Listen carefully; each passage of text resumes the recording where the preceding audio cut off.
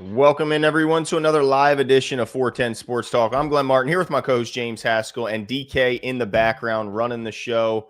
And, man, we are excited. The preseason is finally behind us. Training camp is done. The regular season is here. But before we get to the regular season, of course, maybe the toughest day for every front office in football and every fringe player in football, some realizing that they played their last down of organized football, which is the tough part.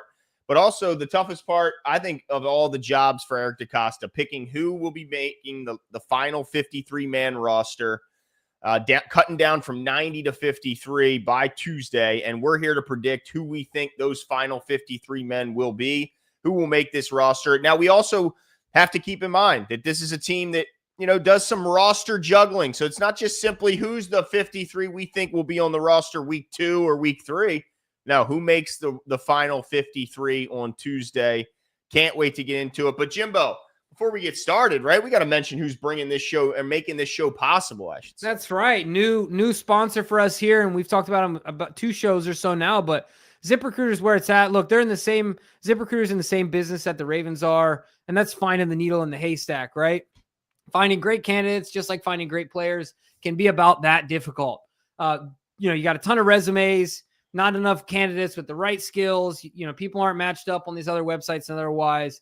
But, of course, all that goes away with ZipRecruiter. ZipRecruiter finds amazing candidates for you. And, of course, you can try it free right now at ZipRecruiter.com/audio. That's all you got to do. They're using AI technology, their top-notch matching technology to identify your role with people on ZipRecruiter's matching skills, which I think is impressive and really cuts the time down. You can use their pre-written invite to apply message to personally reach out to your favorite candidates, which is pretty awesome as well, to help encourage the candidates you want. And a really great thing is 4 out of 5 employers, 80% who post on ZipRecruiter get a quality candidate within the first 24 hours. So like I said, try for free at ZipRecruiter.com/audio. ZipRecruiter.com/audio. The ZipRecruiter, of course, is the smartest way to hire. The Ravens are in the business of hiring, Glenn. It is that time, like you said. Whew. How you been working through this thing, man? How has it been stressful? Has it been breezy, easy? What's going on? Not easy at all. And you know what? What made it difficult is these undrafted rookies balled out, Jimbo. Like, they balled out, made the job tough. And I think also what made the job tough is while the Ravens did sustain some injuries that were, unfortunate, longer beam and Kone, and even likely to some degree, although not season ending like the other two, a lot of times, you have injuries that kind of make decisions for you as the GM. You have a rash of injuries at a position that you thought was deep and had to make some tough calls. And all of a sudden, a couple guys go down and that decision is made a whole lot easier. This year, relatively healthy coming out of camp, knock on wood, and preseason, only losing those 2 young corners for the season and likely, hopefully be back by week 1, if not very early in the season. So, yeah, tough decisions. And like I mentioned earlier, the Ravens are creative in how they'll use their roster, how they'll use their IR, their PUP, just like every team. And that's the tough part, is how to predict how they're going to use that portion where, hey, maybe they let a guy go who's brought back just Wednesday. He's back on the team and a guy's been moved to IR or to PUP. That's the tough part to predict. But also, Jimbo, there's going to be good players that are going to get cut. There's just no doubt about it. Yeah, I mean, it's like this every year, and we're in a great situation to be in. Glenn, this is relevant. Before we start the show, I just want to ask you something I talked about at the beginning of last show. First of all, how insane is it that the Ravens' second units always look so much better than everyone else's? And it's incredible. But my follow-up, my real question to you is, like, who do you accredit that to? I feel like a lot has to go to the coaching staff for their ability to take a group of people, teach them concepts in a short amount of time so they can perform at a level better than the rest of their peers, right? Like, these are second, third string guys. So those are their peers they're competing with. And the Ravens seem to be better than a lot of other teams, basically all other teams, at teaching those guys faster in a way that they can execute. What's your take on that? Yeah. Do you consider that valuable? Yeah, certainly. Well, I think it starts with John in a lot of ways. I mean, well, it starts with Eric DeCosta and the players he chooses to acquire. I think he doesn't choose players that struggle with the playbook or like there's a whole thing about playing like a Raven, where Eric DaCosta lives and breathes that and has done so for the last 30 years. He knows who to bring in and who not to bring in. Guys who work, who love the prep that goes into becoming a football player on Sundays. So it starts with him. But then, of course, John, is a whole lot, not a whole lot of people that do it better and run a tighter ship than John Harbaugh. And then he filters that down to his coaches. So, yeah, it's absolutely crucial. And Jimbo, I could, some people say, well, that just must mean that the Ravens are game planning more, or they're doing more intricate schemes, or they're blitzing more. No. In fact, the Ravens play their key contributors one of the least in all of football. I mean, we saw Patrick Mahomes running around scrambling in preseason games this year. That's the philosophy Andy Reid has, and some coaches feel starting their starters. Not in Baltimore. If you're a contributor, chances are you're not playing in the second or third preseason game unless you're a young guy. And when I say young, I mean rookie young. Like a lot of times in second year, you're already on the bench. So, yeah, I think it's most impressive that they do it while not playing any real key contributors unless you're a rookie. Yeah, no, it's these guys are in a tricky spot here. I'm interested to see how this goes. Mm-hmm. But to your point, it's impressive to watch the front office work. And I forgot to mention this in the last show, but I think the continuity that the owner allows this team to have really means a lot. It's not just the continuity, because you can just keep doing the same thing and look dumb, right? Banging your head against the wall. Yeah. But the belief, the ability to identify, groom, teach and train and prepare a guy like Eric DaCosta for years, keep him here. And then to believe in a guy like John Harbaugh, identify him early on and give him time to grow. Man, think about all these players and all these organizations that you talk about, the quarterbacks that have gone through front offices and coaches. Like, I go through my draws. Yep. You know what I mean? It's just ridiculous, right? So I think as an organization, we're pretty blessed, and it starts at the top, man. That's one thing I forgot to mention, but ownership really sets the tone here. Yeah. Also, do you know if the construction at the stadium is going to be done before the season, the opener? Well, at least all the on-field stuff. I think all this was supposed to be done. I don't know about. I'm talking about like the lounge areas that are outside. Yeah. Looks like there's going to be 2 of them. I just don't get it. Like, it looks cool. Why would I go to the game? Why would I fight all the traffic to go to the stadium to sit and watch the game like inside in like a sports bar looking area? I don't understand that. Like, if I was going to go to a sports bar to watch the game, I'd go to the one that's more convenient right up the road, and not at the stadium, paying stadium park. It seems crazy. Yeah, I wonder how much of it too now happens because of the casinos right there. And so there's more casual watching. People come down to the casino, they walk over to the stadium, or vice versa. Yeah. I mean, they come down the stadium, walk over I don't know. It's just my guess. But I wonder how much of that has an impact.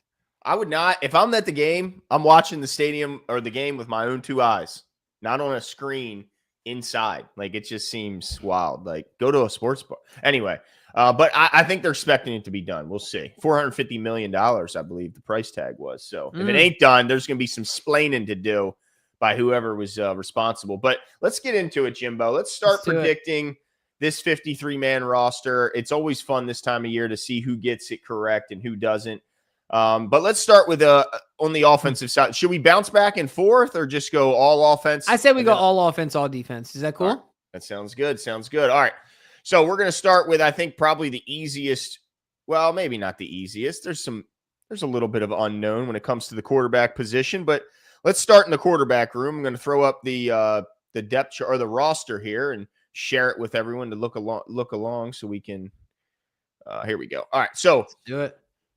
As you can see here, oh, my man. Okay. Well, DK helping. Here I am throwing the screen up when DK already had a plan. It was in the chat. Yeah, I'm the worst. Lamar Jackson, Devin Leary, and Cooper Rush are currently on this roster. Jimbo, how many of those guys actually make the 53? 3, Glenn. I'm kidding. You know that, right? That was a total joke. Yeah, it was a joke. Yeah, I figured so. Okay. I didn't even get a laugh because you knew it was a joke, right? Devin Leary's not making this team. Come on, man. Yeah. Sorry, Leary, but holy crap. You don't have to be so happy about it, Jimbo. Look, Devin No, he's Leary's going to be on the practice squad. He's going to keep Yeah. getting a check. Yeah. He's going to be on the practice squad. He's going to keep getting a check, and his career will live on. This is the thing about Devin Leary is that he's just wildly inconsistent. He's just not that good. Well, he's not that good, but even if he were just not so bad when he's bad, like, Oh, okay. It's the pendulum swings too far. Right. You know what I mean? Like that second half, he had some jumpers. I mean, he had some nice I see some frustration from the wide receivers too. Well, yeah, Jerry Sandusky called him out for a pass that he almost I forgot who. I think it was Kirkwood. He hung him out to dry real bad. Scotty Miller got pissed once too. Yeah, and if that would have been our football we grew up with, Kirkwood would be in the hospital right now. Yeah, that's true. Right. So yeah, Devin Leary's not making the team. It's Lamar Jackson, Cooper Rush, and let's hope to the Lord above that Cooper Rush never sees the field. Yeah, so Lamar Jackson, Devin Leary will count as first and second members of the 53-man roster, and Devin Leary will be on the practice squad. But the emergency active quarterback every game day, so he's dressing, he's doing warm-ups. He'll be just fine. All right, moving on. Let's go to the running back room. Let's see here. Shout to CJ later. Appreciate you. Ing Raven in the chat. Oh, what up, Ing? What's going on, Ing? Appreciate you coming out. Yes, yeah, sir. Lamar might make the team. I think he might be onto something. He predicts Lamar makes the team. He might be onto something there. But yeah, that's it for that position group. Let's move on to the first real challenging prediction. That's the running back room. We're currently on the roster. We have a few more than that, but I think that's the main guys really competing for the roster. Of course, Dearness Johnson, Myles Gaskin, and yeah, that's it. Those two guys we saw a ton the last two games, but I think the realistic chances of them making the roster are very, very low. So, Jimbo, how do you see this running back shaking out? How many do they keep?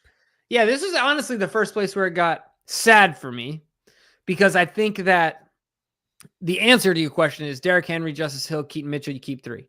Answer your question, we can easily move on. And unfortunately for Rasheen Ali, I think it's just a matter of the fact that the guys in front of him are pretty special. Is the way that they all have special things about them, right? Obviously, Derrick Henry, Keaton Mitchell's speed is special. Justice Hill's ability to, do everything at a above average level, special. I think Rasheen Ali makes a lot of other rosters, and he might be a guy that gets plucked. Mm-hmm. But I think he's got some ability. He's certainly versatile. So that was kind of sad for me, but I think it ends up being 3 to not make my answer too long. Yeah, that's a tough one because he's a recent draft pick. It's not like he's been here a ton, but I just don't see an avenue in which he makes this team. When you look at some of the other tough decisions that have to be made, Rasheen Ali might be plucked away, might end up being signed by another team's 53. But if he is, I think you'll still have Dearness Johnson. You'll still have him around. Like, I don't think it's the biggest drop-off to go. Now, I will say Rasheen Ali provides some versatility as a special teamer, but those 3 above him are making it. And when you see the rest of the team, you kind of understand, I think they got to take the risk of maybe cutting Rasheen Ali and hoping that they can pass him through and keep him around as a practice squatter. I think that's what they're going to do. I hate to say it because I think that's going to be one of the tougher cuts Derek has to make. He had a good preseason. I agree. Yeah. But this is why this stuff ain't easy. That's right. That's why Eric has no hair. Exactly. All right, let's move to where are we going? Wide receiver or tight end? Where do you want to go? Let's go wide receiver. Let's go right to the belly of the beast. Wide receiver. Look at that. Coming with the heat here. Zay Flowers, of course, is going absolutely nowhere, right? Zay Flowers makes this team, right? Do you think? Yeah. Okay. All right. I think he does. All right. Rashad Bateman makes the team. DeAndre Hopkins makes the team. Tylen and Devontae are obvious selections. So the first row that you see on your screen there, that's 5. The Ravens traditionally keep 6 receivers. Mm-hmm. So I think we both agree those 5 are locks. What happens after those 5, Jimbo? Yeah, you know what, Glenn? I think to answer the question directly, LeJounte Wester is the guy. I feel this was another one that's sad for me because I think if he doesn't have the edge of being 1, a draft pick, 2, a punt returner, this is not a knock, right? It's not a knock. I don't want to sound like I'm speaking negatively of him, but we got our guys, right? Like I really like Kirkwood. He's every time we saw him, he's catching everything in his area code or zip code, whatever. Dayton Wade is our guy, right? He's explosive, he's quick, he's got good hands, aggressive, and of course do we know the status of his injury? Couldn't find it. No. Yeah. So, and there's other guys on here, but I think it ends up being Wester for the reasons I mentioned. Yeah, I think you pretty much put it out there perfectly. LeJontay Wester brings something that's unique to the whole team, not just to this group, but that was special what he showed as a punt returner. And while Tylen has a walk-off in his history, I think they're going to like to see Wester back there, at least for now, to see what he's got, see if there's more kind of a ceiling there. Then, I mean, it's a tough one for Kirkwood because I think he played well. Dayton Wade's our guy. I think he's got a hell of a lot of talent. I think Dayton's another guy who will be back on the practice squad, no doubt about it. And then Jamal Banks made nothing but plays since he's gotten here. I just don't think he gets open enough. So I think it is 6, and LeJontay Wester is the 6. I do wonder a little bit about where else they can get him on the field outside of punt returner. Yeah. I think it's going to be tough. Yeah, it's just so small. I think it will be a tough one, but we'll see if they find a way creatively to get him on the offensive side. Yeah, it's going to be interesting to see what they do here, but I do think it's just punt returner this year. I wouldn't expect much more. Yeah. Unless there's something bad that happens. Yeah, and that's right. We don't want any of that. We don't want to speak that into reality. reality. Go tight end? Let's go tight end next. So we got 6 wide receivers. Guys, we will be putting up the whole team here once we're done. Yeah. I have it all, written up, at least mine. I know Jimmy's a little different than mine, but we'll see. All right, so tight end, as DK puts on the screen here, I like that he put fullback in there as well because we're going to bunch these two together. Mark Andrews, Isaiah Likely, Charlie Kohler, Zaire Mitchell-Payton, Scotty Washington, Baylor Cupp, Patrick Ricard, and Lucas Scott. Jimbo, traditionally they keep 3 tight ends and 1 fullback. What do you think here? Yeah, so this is one. I mean, I think one that's pretty easy as well here. I think you do the 3 in Likely, Andrews, and Kohler, and then Patrick Ricard, right? Who's the kid out of Army? Is that Scotty Washington? I'm not sure. Oh, actually, I have it in front of me here. Out of Army, he's the converted tackle. He's been playing fullback for us. Oh, that's right there on the end. Last name there. Lucas Scott? Yeah, Lucas Scott. I think he makes the practice squad. I think he's really intriguing. I think they really like him. Yeah, I mean, you got it. Nothing else. Maybe a less expensive option of Patrick Ricard if they decide that he's too expensive and a bit of a luxury here in Baltimore.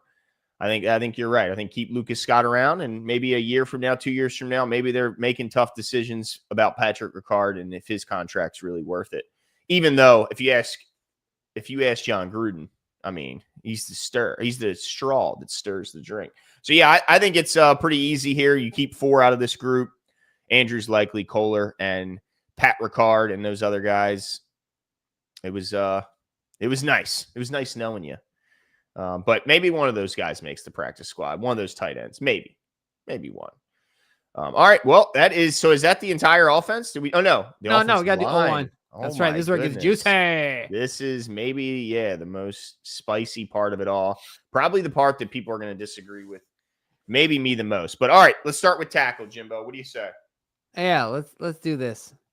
Okay. Sorry, I'm looking at 2 places here. So tackle, of course, we're going Ronnie Stanley. But outside of that, Glenn, we talked about this pre-show. I mean, Vincent's making this team, and obviously Roger Rosengard's making this team as well. Yep. Talk to me about what you saw in the improvement of Vincent in these 3 preseason games. I was about to call them playoff games. Hey, I appreciate you teaming me up because I was not able to talk last live show, but Carson Vincent, holy smokes, has that guy gotten so much better from weeks 1 to 3 in the preseason. This guy's got all the physical tools. He has the same wingspan as LeBron James. That's insane. I mean, that's insane. Can move his feet, can absolutely dance. He just needs to get stronger, and continue to work on his technique. But this guy, I think, has a chance to be a real stud. The only player out of an HBCU drafted or invited to the combine, and the Ravens got him. And wow, I mean, I just think he's going to be phenomenal. I think soon, I just wish he was a little stronger. I'd say he'll be ready to be like swing tackle come into the game, but he needs to get a little stronger. And I think that's why Joseph Noteboom makes this roster. He's a 7-year vet, played all 7 years, or his first 6 years, I should say, with the Rams. And positional versatility out the you-know-what, can play literally every position on the offensive line. So I think because of that, both of those first 4 names you see listed are all going to make this roster. Yeah, agreed. Yeah. Where are you going from a guard perspective? All right, so guard. Let's see here. Well, it's going to be pretty easy to start, right? Faalele and Voorhees are your starters. They've already all but been announced. Cleveland looks to be the primary backup to both of those guys. And then after that, it gets really muddy. I think Holski, Dalcourt, and Penning, I think chances are very low. Dellinger, because he's a draft pick, I think he makes the team.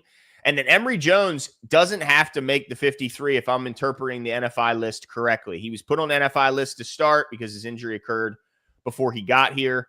And he's never been activated off that list. And my understanding of that list means he does not have to make the final 53, like some do have to make the 53 before they can be put on IR or PUP. Because he's never been activated, never participated in practice or preseason, he will go right through to the PUP list at the very least, and potentially IR. I think more likely PUP. So I think Emory won't count towards the 53, be on PUP list, and then the other guys will be Faalele, Voorhees, Cleveland, and Dellinger. The other guys out of here. Yeah. So I agree with you on this. 10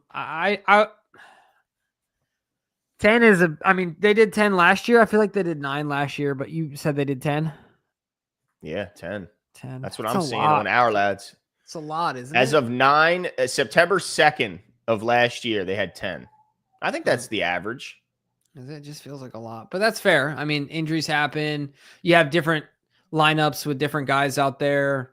From special team, like, kicking. Gotta have a scout team too, Yeah. And practice. Right. So, no. All right. Well, that sounds good to me. I mean, the only thing I wish was that Cleveland was our starting left guard. Yeah, I know you do. I know. Well, look, Jimbo, he's going to get a chance. He's going to get a chance. We all know Voorhees ain't making it. I mean, so you're not taking that bet, huh? No. Well, I'll take 15. 15 out of 17. Mm-hmm. You're taking 15 out of 17? Now I don't know if I want to. Like last year, he played what, 3? Was it that? The year before that, he tore his but ACL? he was healthy to come back, and just they wouldn't do it. But he didn't miss. It's not like he only played 3 and missed the rest of the year health-wise. He was ready to come back. Yeah. But yeah, I mean, look, I just remember a lot of people were really high on Emory. They were going, Emory, he's gonna play, he's gonna be the starter. No. This guy, if he plays at all, is for rookie year at this point, it would be right. A good it's too thing. Late. Yeah, way too late. Because wasn't Emory a tackle in college? Wasn't he the right tackle at LSU? So he'd be changing positions. Yeah. So yeah. Well, I think he played some guard there as well, but I know he played a lot of right tackle. Rookie with no camp to then say, here, go out there. Like what? Yeah. I'm not talking about, this ain't Zay Flowers talking about here. No. So, all right. Do you agree? Is it? Yep. Yeah, it's good. It's those 4. Okay. All right. And then we have the center position, right? Here we go. Tyler Linderbaum, of course. Oh, yeah. Well, man, DK. He said, hold on now. But Tyler Linderbaum makes the team. And then the question behind him is, to me, it's Bullock. It's Bullock over Nick Samac. And look, Samac's a more recent draft pick, obviously. But everything I'm seeing from Bullock, it looks like he might be the best replacement at center and potentially even at guard. Like the way he was playing, he showed himself well, and he's got positional versatility. So let's see what this guy's got. We know what Cleveland brings. Again, more positional versatility. And I think that's the kind of guys they want to keep around. So I think Tyler Linderbaum makes this team. I think Corey Bullock does, but I do not think Nick Samac makes this roster. Yeah, I'm with you there. No diversion. No? Exactly the same. Mm-hmm. Okay. Well, he's a smart man. Just listen to me, and I'll take you to the finish line. Well, I got one difference, but it is on defense. Are we moving to defense now? Well, that's the entire. So again, to recap the offensive line, we have Ronnie Stanley, Andrew Voorhees, Tyler Linderbaum, Daniel Falele, Roger Rosengarten, Ben Cleveland, Carson Vincent, Corey Bullock, Joseph Noteboom, and Garrett Dellinger is my 10 offensive linemen, meaning that on the outside, looking at, well, I guess there's really nobody notable who's missing because Emory Jones is going to be on PUP, so he doesn't have to make this. I guess, yeah, I don't. Is there any notable bad cuts there? I don't think so. I mean, guess Samac. Yeah, I got Bullock. Yes, yeah, he's still on the team. He, believe it or not, is still on the team. Samac is. C King says, I just got a Pancake Pat T-shirt. Oh, I want to see that. Does it have like pancakes on it? Like, what does the graphics look like on a Pancake Pat T-shirt? Pat was wearing it on the lounge. Okay, I'll go check it out. I think I watched it, but I don't remember what his T-shirt looks like. Delly not making the 53. So they're going to cut Dellinger, who's this year's draft pick. I don't know, man. When's the last time who's the dude that ended up getting signed by the Patriots, the corner? Sean something? Sean Wade. They did. But it's quite rare. I just, it wouldn't be, it's not something that happens a lot. Okay. 7th. Yeah. Okay. Could be. And then they what? So they go 9 offensive linemen? Could be.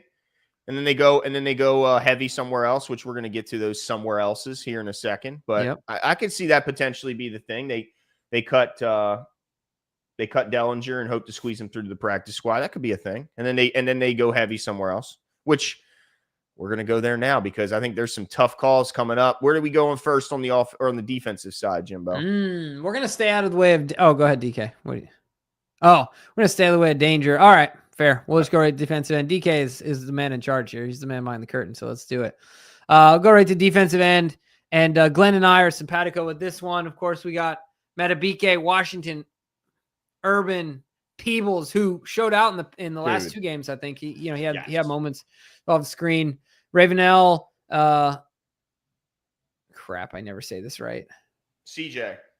Yeah. Is that CJ right? or is that no? That's somebody else. I'm sorry, I'm tripping. No, yeah, it's Okoye. All right, yeah. And Jason Jones. Let's go, baby. Yeah, let's see what you think here. I will say, just to give you a bit of context, last year the Ravens kept 5 in this position group. Oh, no, you're not talking nose tackles. Never mind. He's thinking D-end. Okay, I'm tripping. I was talking nose tackles. So D-ends last year, they kept... Our lads kind of has this. It looks kind of strange. I guess they have like guys in different spots. Like they have Namdi as a D tackle, and DK's listed as a D. But your answer, I think, is 5. I mean, the correct answer, I think, is 5 from last year. Correct? Yeah. And Namdi Madubuike, Broderick Washington, Neas Peebles, they're going absolutely nowhere. I do think that the rest of these guys, including Brent Urban, are cut. But I think Brent Urban's the one who gets brought back Wednesday. He's one of those guys. He's cut and then brought back Wednesday just so they can sneak a guy through to the IR or the PUP list, and then he's right back. I don't see Brent Urban being going long, but Brent ain't going nowhere. If they cut him, he ain't going nowhere else. He'll come right back home to Baltimore. It'll buy him a little time and give him a little roster spot.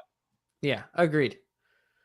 So initial cut, you agree. He gets cut. He's the one guy. Because there's got to be a guy that they cut, and it's always a veteran who's been here a while, who loves the Ravens. I mean, he's just the perfect guy to be that guy that they cut. He's the one. And I agree. Surf City Peebles is going to be he's going to be something else as a pass rusher. If he's a worker, which we got to wait and see, right? Like everything's showing, it looks good. But if he's a worker, holy smokes, that guy could be a disruptive force. Him and Mike Green. Oh. I mean, the motor on those 2 guys, like the different thing. I mean, Peebles too is trying some shit. Like I loved watching both those guys.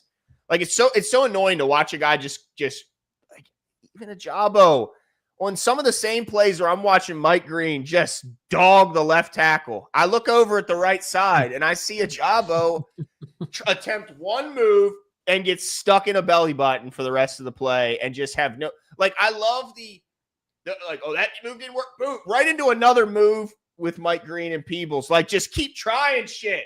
Like, to me, Ojabo drives me crazy watching. He made 2 plays. Both plays he made, he was completely unblocked. Like, completely unblocked. Drives me crazy. But yeah, Matabike, Washington, and Peebles are the only 3 on my screen that makes this team. We're going to have some differences, Glenn. I agree with you so far, but. Okay. All right, let's move on to what? What do we got next here? Yeah, nose tackle. Yeah, it's Travis Jones and John Jenkins to me. John Jenkins has been around a long time, does what he does. He takes up 2 blockers. That's what he does. And Travis Jones might just, I mean, who was it? Oh, Coach Evans from Sip to Tally said he said he looks better than Matabike and did last year until the injury kind of hampered him a little bit. I think those 2 make the roster, and Okoye is potentially a practice squatter. He's got a long way. I mean, Okoye. Hey, he showed up though. He had a play in the 3rd preseason game. I was pretty impressed with. But you're right. He also got put on his ass a lot in that game. Yeah, but he's a long way away. But I guess my point is, like, progress is progress. Yeah, he's got a long way to go. But yeah, hey, you never know, man. He's raw. He is awfully raw. So give him a year, see what happens. But just 2 guys on the screen making this squad. Absolutely. What do we got next? Yeah, agreed. All right. So the outside linebackers, you got Owe, Van Noy, Robinson, Adisa Isaac, Mike Green, David Ojabo, and Malik Ham. All right. I just wanted to make sure that I'm good here. So Glenn, I'll tell you what, you're going to hate this, but I'll tell you mine right now. And you can just like scream when you disagree with me or whatever you want to do, because I think that's what's going to happen. Adafe Owe, Kyle Van Noy, Tavius Robinson, Adisa Isaac, Mike Green, and David Ojabo are all making this team.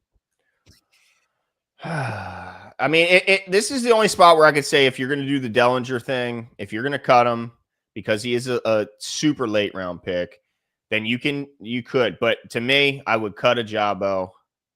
I'd be done with it. I just don't see it. I don't see it when I watch him play. I don't see it at all. Now, I did see some stuff from Adisa. Obviously, Mike Green is freaking ridiculous already. And Tavius Robinson done nothing but prove like what it looks like to be a Raven. And Kyle Van Noy and Adafe Owe are the 2 lead dogs until Mike Green decides that he's the lead dog, which actually he might already be. I think Jimbo might be right. He might already be. He's like that. Yeah. But I don't like Ojabo. I'd rather them go heavy at inside linebacker, which is probably the position we're going to next, or heavy at offensive line, or even heavy on the interior of the defensive line, and get rid of. Look, they typically keep five outside linebackers. Last year, let's see, outside linebacker, they had Adafe Owe, Ojabo, Kyle Van Noy, Tavius Robinson, and Adisa Isaac. That's 5. If they kept 5, that's Owe, Van Noy, Tavius Robinson, Adisa Isaac, and Mike Green. I don't want them to go heavy on the account or on the accord of David Ojabo. Like, I just don't. Not at all. Don't go heavy there. If you're going to go heavy, go ahead. There's so many other positions where it's like kills you to cut somebody. Would it kill you, Jimbo, if they cut David Ojabo? No, it wouldn't kill me, but I think that the Ravens want to see, I'm not saying these are valid excuses or not, but they want to see a healthy David Ojabo in game action. They want to see a guy that's had a healthy offseason, a guy that was a 2nd-round pick, a guy that, produced when he was healthy the last time we saw him healthy in college, I'm speaking of. So I think for those reasons, they got to know before they let a 2nd-round pick walk that's out right. the door. Adisa Isaac, I'm tripping. Adisa Isaac dislocated his elbow. I'm tripping. So he'll make the team. But he still has to – oh, no. Yeah, he still has to make the team, right, to be put on IR? Or was he already put on IR? DK, can you see if Adisa Isaac was already put on – because if that's the case, then Ojabo makes the team. That's right. He did dislocate his – that's right. God, I just don't see it, man. I don't see it. Maybe – and you know what? This is the reason you see – anytime you see me have this kind of emotion about a player, it's because I had high hopes for the guy, and he just let me down. And when I watch him play, I no longer see it. Like, I don't know what happened, but I just don't see it with him. Because at least as you're talking about, Isaac is injury prone. I mean, I think it's a little more fair to label Ojabo injury prone to this point in his career than Adisa Isaac. Yeah. Well, I guess they're both 2 for 2, right? Like in that this is Ojabo's 3rd season. Yeah. and this is Adisa Isaac's second season, and he's already got a, I guess you're right. Yeah. When was the draft capital though? Is Isaac far? Like, wasn't he a 4th round pick? A third or fourth. I think he was a 4th though. I think you're right. So I guess just I expected more out of Ajabo when he came out, so I'm more disappointed in him. Yeah, I mean, I think we all did. I thought first round talent, like first round. It only fell the second round because of the injury. And he's just been so disappointing to watch. Like I've never seen him do something. I go, wow, that looked like a real pass rush move. Like the 2 plays he made, completely unblocked. Like, it's crazy because to me in college he looked explosive, athletic, strong, but you got to take that next step. Maybe Jason Freeman's right. Maybe he benefited greatly from Hutchinson playing across. For sure, from him. I understand that, but he that guy is the real too, deal, don't you think? He did. He looked more explosive. He did. Yeah. He did. Let's see. Okay. DK says.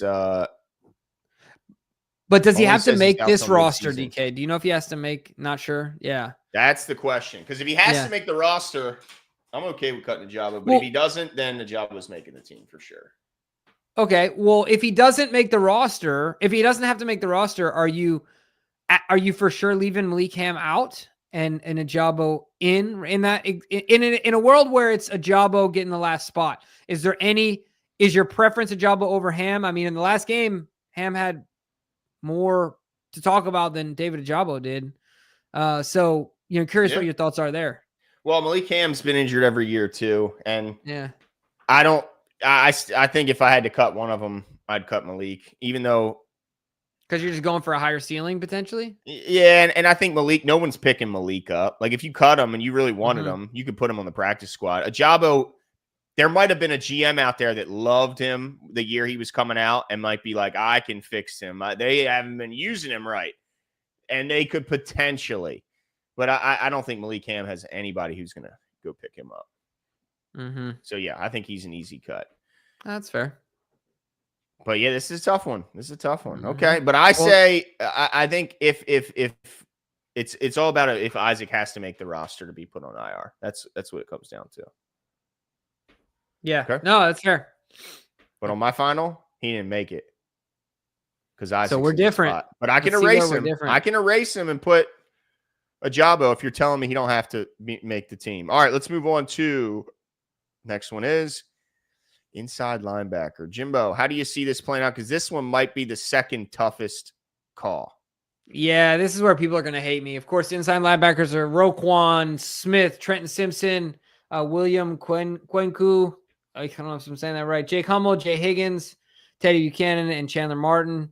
I'll tell you right now, they're going to go light here. They're going to go with 3 because I think that the edge position is going to be 1 heavier. And I think 3. That's what I said before. Okay. Who's your 3? To keep the 6. I think it's Roquan, Trenton, and Teddy. Wow. Okay. I my biggest thing was Hummel or Higgins, because Hummel was brought over because of he's a vet, but signed to a very small deal. I think it was 1 year, $2 million, if I remember correctly. So, man, that's a tough one. Oh my goodness. I wanted to keep Higgins so bad. I'm keeping Higgins on my roster. I'm keeping him.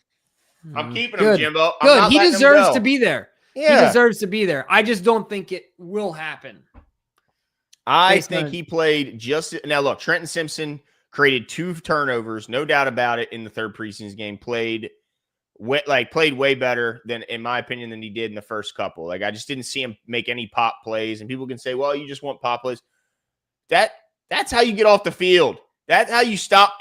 Pop plays are how you get off. Tackles for loss, turnovers. Those are plays that, of course, you're looking for. You don't always need a guy who just does like you take a running back who just gets what's blocked. No, you'll take the guy who might lose a yard or 2, but he also might make 2 guys miss and take it for 60. I want guys who make plays. So yeah, do I look for pops? Yeah, of course. How do you get off the field? How do you stop a team? Tackles for loss, turnovers. Anyway, it drives me crazy. People are like, oh, he did everything he was supposed to do. Make plays. That's how you make the team, in my opinion. And I think Jay Higgins made plays all preseason. Teddy Buchanan was violent when he got there at times, but looked like a rookie certainly at times as well. And I think Trenton Simpson looked phenomenal in the last preseason game. He was all over the ball. So I think all those guys make the roster. All 4 make the roster. And Jake Hummel's my surprise cut. I hope you're right. Like I said, I mean, I'm gonna stick with basically trading Higgins for a Jabo here. And saying Jay Higgins got instincts, Jimbo. I agree with you. What the hell does Jabo got? I hope you're right. Jabo is a 2nd round pick, and he keeps talking about how he's finally healthy. And he stinks. I agree. I don't disagree with you in principle or evaluation, but I feel like the draft capital, the fact that he's a 2nd round pick and Jay Higgins is an undrafted at a position that people would consider of higher value. Oh, certainly. Edge rush more valuable than inside linebacker. There's no doubt about it.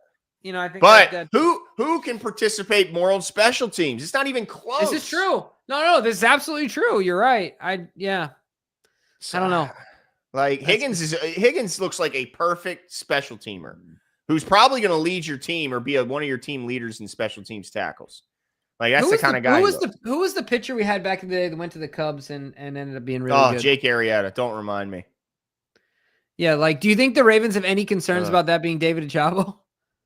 No, because Arrieta had moments with as an Oriole. It's just I'm trying to think of a good comparison though. But do you see what I'm trying to say? Where he gets away and then you're like, holy crap, he's better than Odafe. Oh well, I mean James Harrison, right? He was an undrafted. They cut him, and he ended up becoming all world with the Steelers. Sure, all world. Never mind. But yeah, this is a tough one, man. That guy wasn't juicing. Still, he's still doing that shit.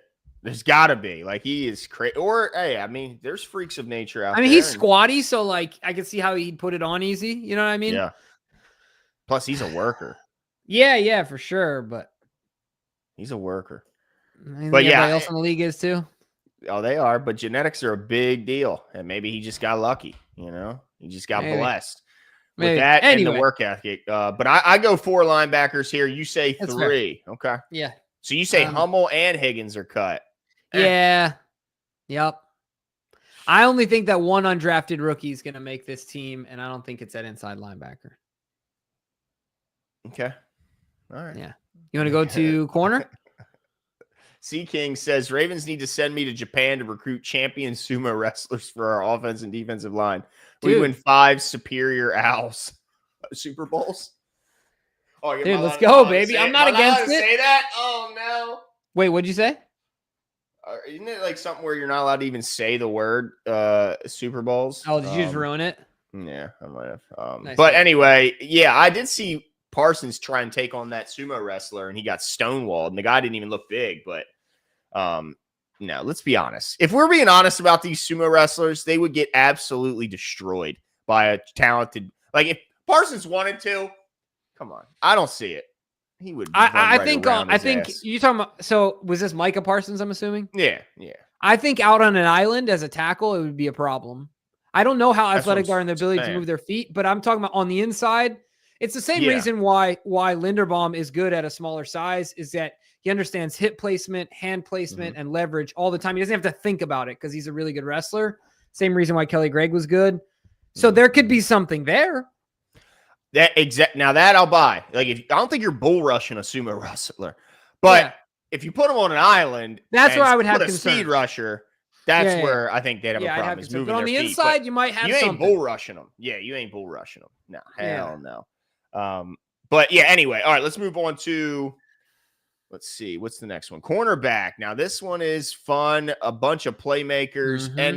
What's crazy, Jimbo, this decision was difficult, and it was made a little easier by the injuries. Imagine if Kone and Longerbeam were still on this team and up for consideration. 2 draft picks. Holy smokes. But as it stands, as you can see, the guys on the screen are the current cornerback room, but they traditionally keep just 6. Jimbo, who is your 6 out of that group right in front of you? Or do you say they go light or heavy? So this is the thing. I talked about it yesterday. Keon Martin has forced his way onto this team. So let's keep him out of the conversation to start. Okay. So Humphrey, Wiggins, Awuzie, Alexander, locks. That's 4. Mm-hmm. TJ Tampa, I also think makes this team. Jalen Armour-Davis has done as much, I think, as he could have in this camp to make sure he makes this team. He's shown he's made a significant step forward. Jalen Armour-Davis has also had problems with injuries, so you don't know. So, but that's 6. So, but to me, you can't leave out Martin. You can't. Glenn, if I had to pick, this might be unpopular. If I had to pick between him and Armour-Davis, I'm taking him. That's what I'm doing. You're still not sold on Jalen being able to get through the season? Yeah, you know what I mean? So, I don't think it's the season. 2, the thing I like about Martin, I mean, he makes plays. There's 2 things I like about him: his energy, and gosh dang it, his not his instincts. Instincts are important, but his confidence in what he sees on the football field at a young age, this early on. Impressive stuff, man. Yeah. He's physical, he's high motor, and he's really, he's got good eyes, knows what he sees, and has a lot of confidence in it. So I'm going with all of them because I'm feeling spoiled. But if I had to, in another roster configuration, my guy out would be Armour-Davis, and Keon is on this team no matter what, no matter whatever configuration you want to give me, he's on the team. Yeah, I agree with you. I agree with everything you said. I think I'd keep 7. They go heavy in this position. If there's a position group that's earned it, and then I think is you don't see a much more important position group than cornerback in today's NFL. And with already injuries to Jair Alexander, he's already dealing with something that's been keeping him out, albeit relatively small, but he's dealing with something. And then Awuzie is also dealing with something. So you already got 2 guys that are kind of like, now they're both expected to play, but I don't want to risk. I'd rather go 7 and not risk it. Jalen Armour-Davis has looked phenomenal. He's looked really good. TJ Tampa's had some really nice moments also, and he's a recent draft pick. And then Keon Martin, people say that, well, he did that against 3s, or, well, that looked like an easy. I value guys that, like you just said, Jimbo, that see something, trust what they're seeing, and then act. So many guys, they're hesitant. And then they don't make plays. I want guys that make plays. Keon Martin has done nothing but make plays since he's been here in both practice and in games. I want guys who make plays, Jimbo. Keon Martin needs to make this team. No doubt about it. Jalen has been making plays all preseason, and we know about the 4 that lead this group. 7 make this team. 7. I'm with you there. He's forced his way on the roster. Absolutely. And if he doesn't, it's also not a good message to send to the rest of the team and then future undrafted guys. Like, what more could you do as a corner than what he's done? And I think the same can be said with Higgins, which is why I think they both make the team. Absolutely. Love it. Higgins isn't making the team, but okay. What do we got safety left? Oh, we got safety. Okay. Oh, this one's fun too. I had some tough moments, Jimbo. Yeah, and before you get into it, though, I do want to agree with DK's point. Very little liabilities in the cornerback room. I mean, top to bottom, we'd be a hard cornerback room to beat as far as on paper. Yes. Ridiculous. Unbelievable. Shout out to Don. We might be comparable to that defensive line of the Eagles, right? Like, how they're just spoiled. Yeah. Up front. Like, I think it's pretty fair that we were pretty spoiled at the cornerback room. But Don C gifted 5 more 410 Sports Talk memberships. Shout out.